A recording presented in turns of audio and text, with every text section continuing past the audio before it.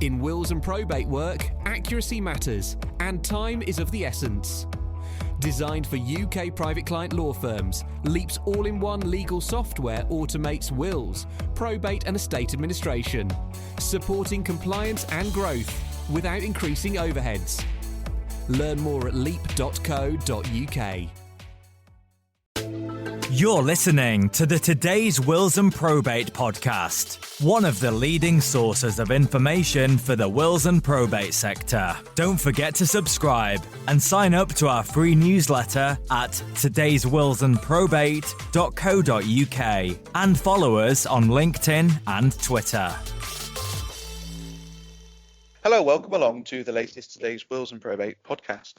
Today I'm delighted to welcome Clair Daniel, Senior Ombudsman, and topic of discussion today, although I suspect in 25 minutes to half an hour we're not going to do it justice, is complaints and current direction of travel at the Ombudsman, and just general kind of things that firms can take away, hopefully, from the course of the discussion to implement in their own organisations. There's a real focus at the moment, both from the regulator and from the Ombudsman, on what they describe as first tier response. So the ability of firms to respond to complaints and deal with them in the first instance before they even get to you, presumably, Claire.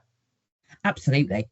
Fab to have you on the podcast. I hope I'm done a little bit of justice to the conversation, but in the first instance, useful to hear a little bit about yourself and your role at Leo, please. Absolutely. Thank you, David. As you said, I'm Clair Daniel, a Senior Ombudsman at Leo. I've been with Leo for around 11 years, and I've been a Senior Ombudsman for the whole of that time. I have a number of different roles within the Senior Ombudsman hat. So that includes working with our early resolution team and reviewing the complaints literally as they come through our door. I also work at the end of our process, making final decisions on some of our most complicated cases. Besides that, one of my areas of expertise is I am the lead ombudsman expert for vulnerable customer issues. Interestingly, I'm also currently on secondment and leading on some work with a number of colleagues to develop and deliver a number of priority initiatives to improve Tier 1 complaints handling across the sector, which is obviously why I'm talking to you today. Excellent. Well, let's get right into that then. As I said in the start, there's this big drive to improve that initial handling, and I know it's something that the Ombudsman are very keen to support firms with.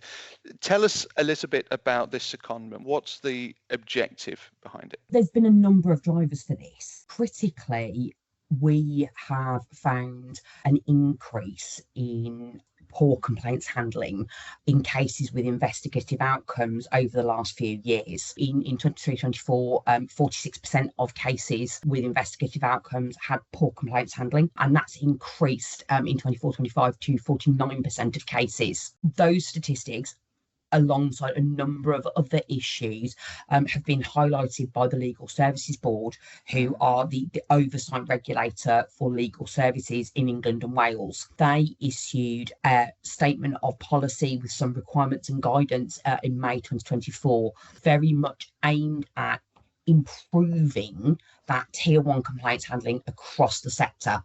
So that guidance isn't just for us, it's for all of the regulators. And we've been working together with all of those regulators to look at what we can do to improve complaints handling across the whole sector. So I said, it isn't just stemming from the fact that we've seen unreasonable complaints handling in our casework. There's also a number of other concerning themes in terms of the number of cases that we see that haven't been raised with the service provider first. We call those premature cases, but also studies around customer awareness of how to complain. So we do see quite a high proportion of customers that either don't know how to complain or aren't sure.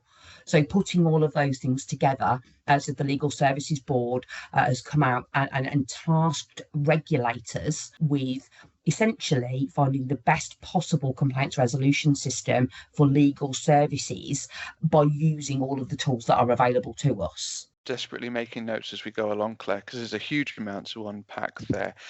In the first instance, why do you think, given your experience, that whether you might describe it as a downturn in the quality of complaints handling, or perhaps customers have got higher expectations? I don't know where that barometer is, but why is it that you think the Ombudsman are receiving more complaints? That's a really nebulous Million-dollar question. Yeah, absolutely million-dollar question.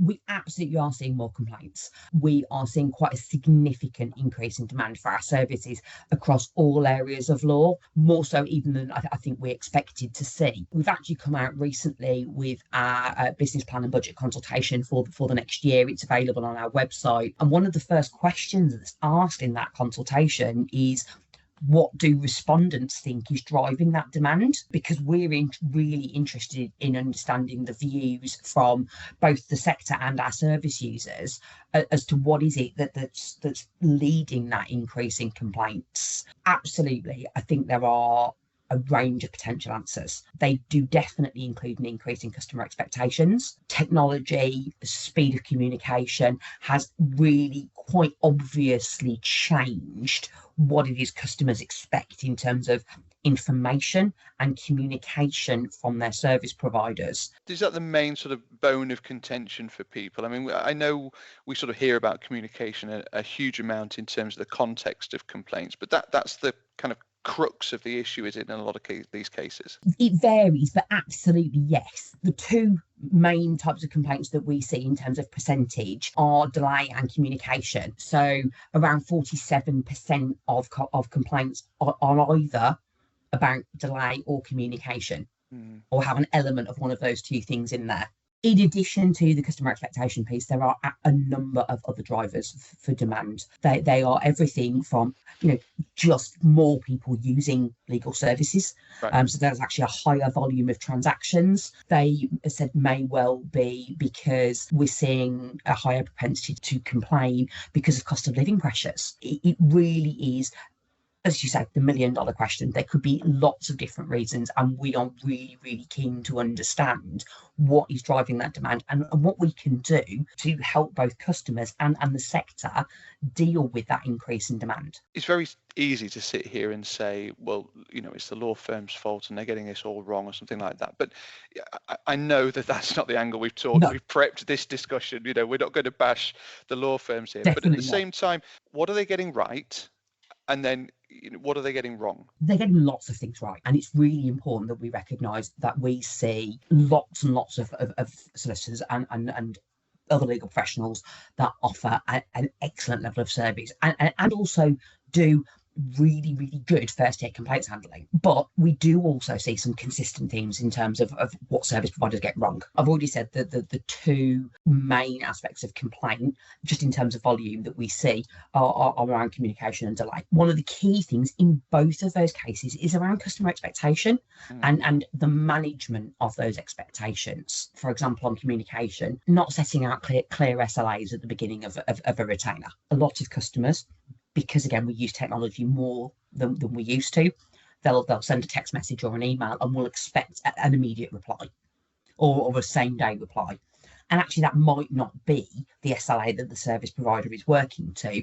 They might have a 5-day turnaround, but if they've not highlighted that to the customer and it's not clear, then that expectation has been mismanaged. The same is true in terms of, for example, delay. One of the really common areas that we see complaints in, particularly in residential conveyancing, is in the leasehold space, because customers don't understand the difference between a freehold and a leasehold transaction and the different steps that might happen during that transaction.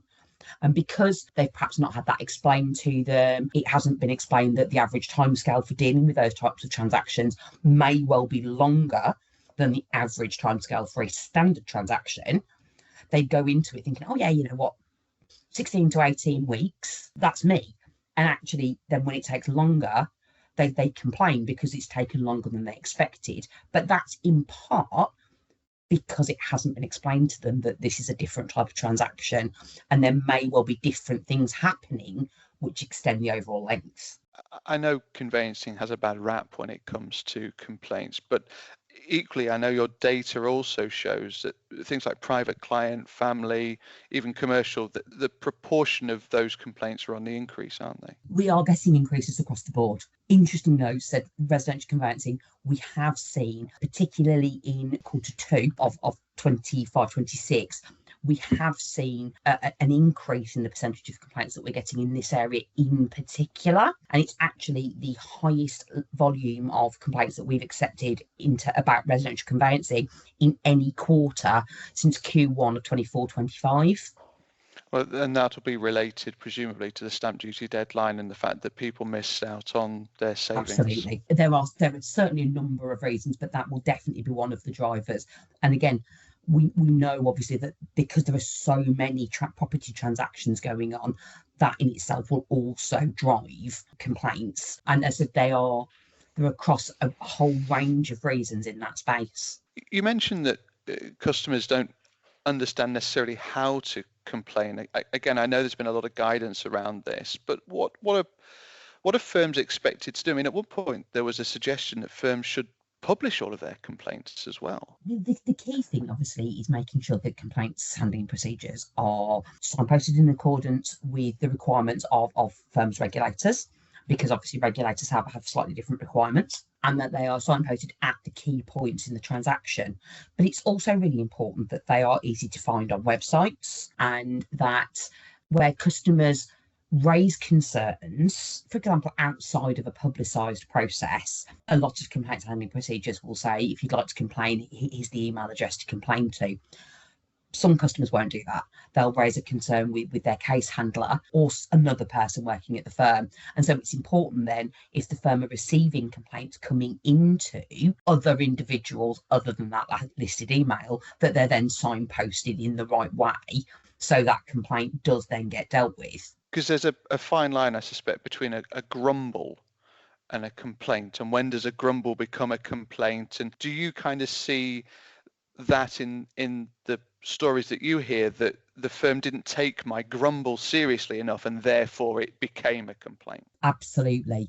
It's not a bright line. A complaint in our scheme rules is defined as an expression of dissatisfaction which alleges a detriment. Mm-hmm. So it has to be, I'm unhappy and it's caused an impact to me. And that's the definition of a complaint. But as you say, you kind of have those kind of initial grumbles and gripes, which may not be clearly articulated as a complaint, but you're absolutely right. If they aren't then dealt with promptly, it can quite quickly escalate. So one of the most common things that we see, again, particularly in residential conveyancing, will be initial complaints of, I've not heard back, I was expecting a reply and you've not contacted me. And when they then do not get a response to that initial, oh, where are you, I haven't heard, that then is escalated into a formal complaint. I mean, does Leo provide kind of best practice guidance around how firms might successfully communicate back to people that have sort of raised complaints? Is there standard wording that perhaps you recommend that it's used, or is there a standard process that you recommend that firms go through? So we have a range of guidance available on our website in terms of good complaints handling and best practice. We're also in the process of developing our model complaints resolution procedure, which is something we are currently working on and recently piloted with the sector, where we will be sharing both a procedure and some supporting guidance templates and toolkits to help service providers across the whole legal sector improve their complaints handling, and really sharing the insight that we've got from dealing with so many complaints and doing complaints handling for a significant period of time, and saying these are the things that we know work. And what you've explained there, from my understanding, there's a piece of work that the Legal Ombudsman is doing where you're going to waive the case fee, aren't you? But this isn't quite the same thing. No. So we, in 2021, we implemented a new way of reviewing incoming complaints. And what that means that we do is that every single complaint that comes to Leo is reviewed by a Senior Ombudsman right at the beginning. And we assess that complaint for whether or not it's suitable for resolution under our early resolution team. Cases that are most suitable for early resolution are cases that have a final response, and where if there is poor service, that's been recognised by a service provider and they've made an offer to put it right, or where there has been no service failing, that's clearly explained and supported with some examples or potentially a little bit of evidence. Cases that are resolved in our early resolution team do not incur a case fee. Anything that we are unable to resolve in early resolution still goes into our full investigation process. And really importantly, the one thing that will automatically guarantees something goes into that formal process is where a service provider hasn't provided a complaints response. Music to people's ears, no doubt. We're galloping through this and there's so much to cover. Wanted to come on to the nature of the complaints that you receive. We've written about the increase in the number of complaints generated by artificial intelligence, people plugging into ChatGPT or Microsoft Copilot or any of the other AI agents that are out there. My lawyers said this, is that right? And ChatGPT comes back with something that may or may not be particularly useful, and then simply copying and paste that over and saying, well, look, this is what my understanding of this scenario is. We are very aware of the increase of the use of AI tools in complaints, and we have been talking to already started talking to the sector about what they're seeing and again how we can support them, because what's really clear, particularly from AI generated complaints, is that they tend to be longer, they tend to potentially be more litigious, and the language that's often used isn't resolution focused. And so the complaints will kind of immediately go into, oh, here is some case law that supports my position. And actually, when what you want is for two parties to engage in a conversation where the complainant says, look, this has gone wrong for me, and the service provider says, and how can I help you and how can I put that right? That's less easy if the initial complaint is 50 pages long and cites case law and potentially uses language which is much more formal. And as a result, the service provider needs to respond to a more detailed and longer complaint in a more formal way. And that in itself can actually inhibit early resolution of complaints. I'm not sure that we've come to a conclusion or a resolution with this ourselves. This is an incredibly difficult situation for firms to be in, then, essentially, is what you're saying. And they should, to the best of their ability, try and introduce language that is going to lead to more of a resolution than create more of an issue for the sake of argument. Absolutely. We would very much recommend that service providers don't escalate in response to a more formal, escalated tone of formal complaints. And it is essentially trying to see through some of the perhaps the detail and the extra things that the AI chatbots are putting into those kinds of letters and say, well, okay, I can see that you've raised a number of issues, but it's really clear that the central issue is still one of communication. We recognise there have been some issues. We're sorry about that. How can we put it right? Or alternatively, where there haven't actually been issues, perhaps explaining to the customer why it is they've got the wrong end of the stick. So, for example, it's entirely reasonable for a service provider not to talk to a customer if there's nothing new to tell them. Now, absolutely, if the customer's chasing, the service provider should respond to that. But they should also then manage expectations for that customer in terms of future correspondence. If it's a case of, we know you want this transaction to progress, but actually we can't do anything until we've received information back from a third party, and just explaining that to the customer in terms of, we're waiting, we're chasing, and this is when we expect to see a response, that explanation can then really take the heat out of that complaint. As much as it might be tempting to go back with something that's a bit glib. It's really important that we know that having a complaint made about you, about your work is unpleasant. And it's something that we know is difficult for service providers, particularly when they're working really hard, particularly when they're carrying high case holdings, and particularly when they're working on lots of difficult and fraught transactions. But absolutely, remaining professional and neutral and really focusing on resolution really is the way forward, because we know from experience that that tone is absolutely critical to complainants, and it's much more likely that we will see a complainant choose to escalate to Leo rather than resolve at tier 1 if the tone of the formal response is more argumentative or difficult. And there's a role for managers there, isn't there, in protecting, in inverted commas, their staff as well, and whether it's taking it away off their plate or whatever it might be, but making sure that they're not the ones that ultimately end up dealing with the complaint as well. So most firms have a separate complaints handling department. Not all firms, because obviously sole practitioners, they don't have that luxury. There is a role for other staff in firms to support with complaints handling, to ensure that level of kind of neutrality can be brought into the process. And again, that focus on resolution can then be there. And in your experience, does that neutrality help with resolution? Really, really does. One of the things that we see time and time again in complaint forms. So in our complaint form, there's actually a section asking the complainant what it is they're looking for from our process. And one of the most common answers in that section is around they would like the firm's complaint handling to be looked at because they haven't had good experience. So poor complaint handling absolutely definitely leads to additional escalations.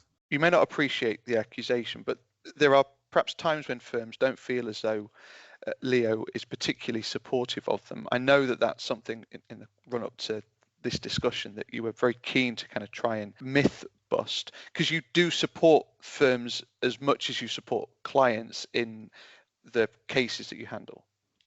I mean, I think the first thing to say is that Leo is a completely impartial service. So we do not take the side of either the service provider or the customer. Our job is to find a resolution where the parties haven't already been able to find a resolution themselves. And really importantly, there are lots and lots of things that we do to support the profession and share our insights with them. So, for example, one of the things that I do on a regular basis, I run our technical advice desk along with a colleague, and that is a service whereby service providers can come in and they can ask us questions about how to handle a particular complaint or remedies or particular issues that they're seeing. And we will support them, we'll phone them or email them and give them some advice about what that good complaints handling might look like, or answers to particular jurisdictional questions that are tricky. We also obviously are sharing our insights in a variety of different spaces, so service providers can see what is going wrong and potentially how to put those right.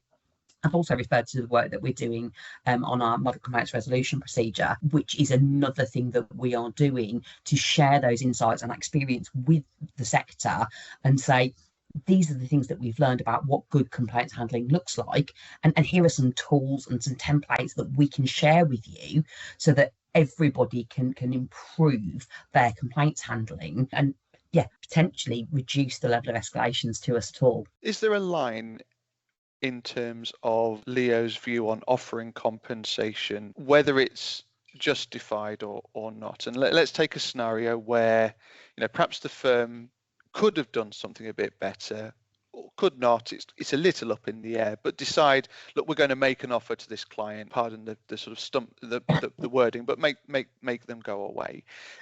Where does Leo sort of stand on, should firms be making offers like that, or should they be standing their ground and saying, no, do you know what, we've done everything by the book, and we don't feel as though there's a case to be answered here, but risk that case fee, risk that escalation to Leo and a case fee? I think the short answer is we understand that some service providers want to make commercial offers to resolve things, but our view very much is we don't encourage service providers just to throw money at something to make it go away where their service has been reasonable. We can and do, through our early resolution process, dismiss complaints that we don't think have prospects of success. And that will include complaints where we can see really clearly that the service provider's service has been reasonable. There are lots of complaints that we don't uphold, and we've already talked a little bit around customer expectations.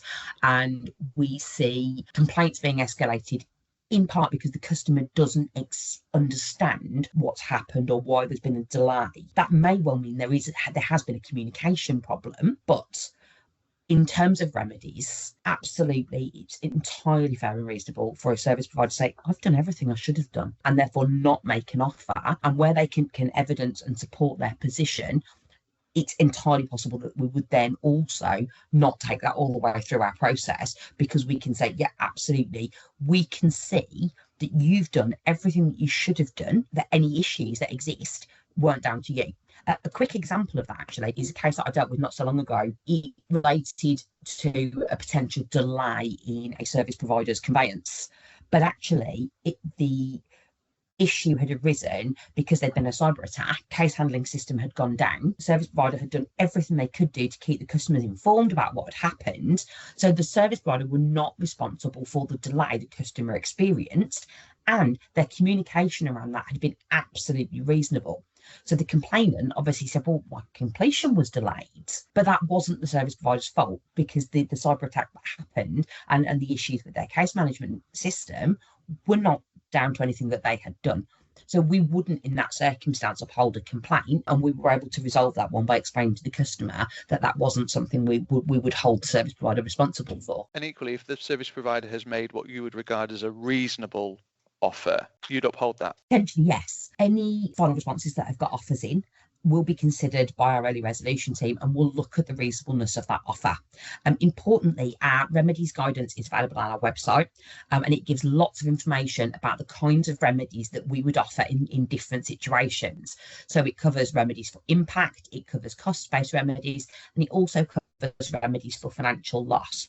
I would encourage service providers very much to look at that remedies guidance, but also potentially to share it with customers, because in being able to say, we're offering you a remedy of £100 because we think that's in line with what the Legal Ombudsman would offer, and here's the Legal Ombudsman's guidance that we've used in deciding how much to offer you.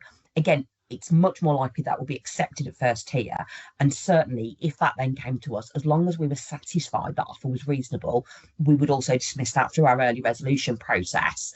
Case would be closed and there wouldn't be a case fee associated with it. We are fast moving towards the end of the time that we have for the discussion. And I want to finish off on a topic that I know when I've talked about the Legal Ombudsman with people that they've kind of struggled with a little bit, which is what might be described, or what you describe as distress payments. So as part of the compensation, there's an allowance for anguish or inconvenience, whatever you kind of want to describe it as. It feels, you'll put me right on this, I'm sure, but it feels as though there have been more decisions more recently that include these distress payments.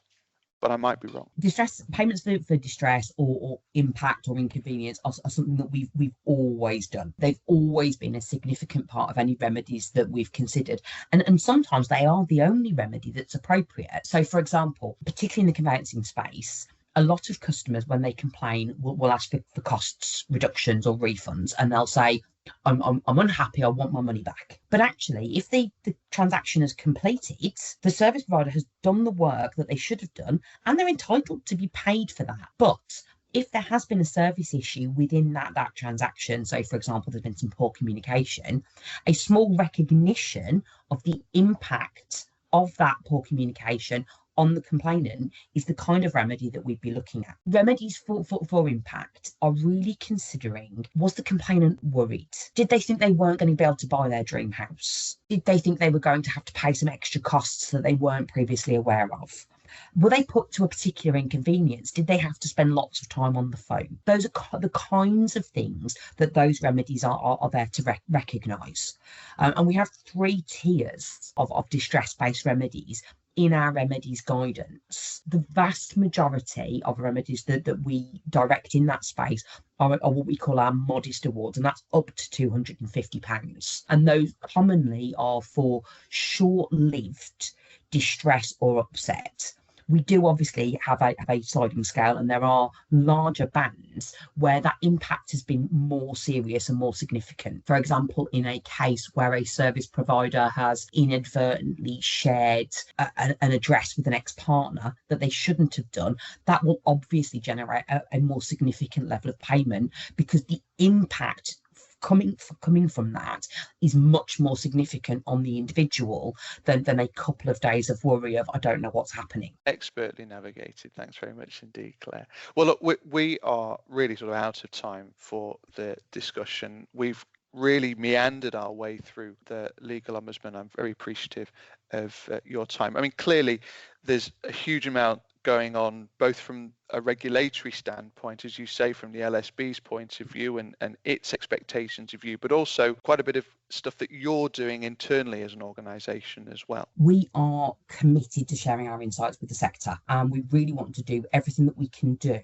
to take what we know and what we've learned and give that back to the sector to allow the sector to either improve or simply to change the way they communicate to, as I said, manage those customer expectations better. I've already touched briefly on our technical advice desk and the model complaints resolution procedure that we're developing, but we're also doing lots of other things. We've published a number of recent insight reports sharing our data. We've also started publishing a range of what we're calling our spotlight articles, which focus on particular issues that we're seeing and share case studies, again, with a view to showing the sector how we would consider particular issues. We are also in the process of putting together a new learning platform, which is a platform for service providers to have access to a wide range of training and resources and access to webinars. And that's due to launch in 2026. So there's lots of things that we can do. And I would also give a final plug for that technical advice desk that I mentioned before. There is information on how to use that available on our website. And that's a free service directly for service providers to ask us any questions about complaints handling. And that could be about Leo's process, or it could be about, I've got a complaint and I don't know what to do. Can you help? Thank you very much indeed for being on the podcast, Claire. Massively appreciated. And hopefully listeners have taken away something from today as well. So thanks very much indeed for sharing your insight. Thank you. The Today's Wills and Probate podcast is available on your preferred podcast provider. It's also available on today'swillsandprobate.co.uk. My thanks to Claire. Thank you as ever for listening, and we'll see you again soon. You're listening to the Today's Wills and Probate podcast, one of the leading sources of information for the wills and probate sector. Don't forget to subscribe and sign up to our free newsletter at today'swillsandprobate.co.uk and follow us on LinkedIn and Twitter.